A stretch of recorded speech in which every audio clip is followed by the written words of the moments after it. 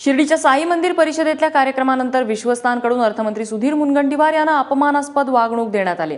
कार्यक्रमानंतर मुनगंटीवार शिर्डीच्या विकासासंदर्भात पत्रकारांशी बोलत असताना त्यांना साई संस्थानचे विश्वस्त प्रताप भोसले यांनी रोखलं। शिवाय मुनगंटीवारांना पत्रकारांशी बाहेर जाऊन बोला असंही सांगितलं। या कार्यक्रमाच्या अध्यक्षस्थानी त्यांना बोलवण्यात आलं होतं आणि या कार्यक्रमानंतरच विश्वस्त प्रताप भोसले यांनी त्यांना बाहेरचा रस्ता दाखवला।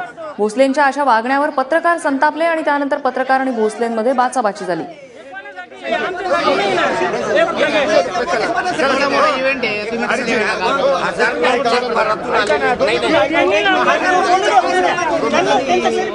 तुमच्या मनात राग किती संदर्भात पत्रकाराला न्याय दिला पाहिजे। त्यांनी पत्रकार हा शिर्डी विकासाच्या संदर्भातली आपली भूमिका होती, त्यामुळे ती मांडून द्यायचं त्यांचं काम होतं।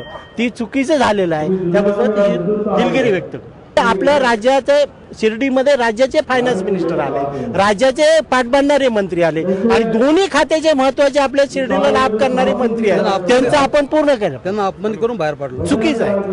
शिवसेनेचे खासदार सदाशिव लोखंडे हे या घटनेचे प्रत्यक्षदर्शी होते आणि त्यांनी निषेध केलेला आहे।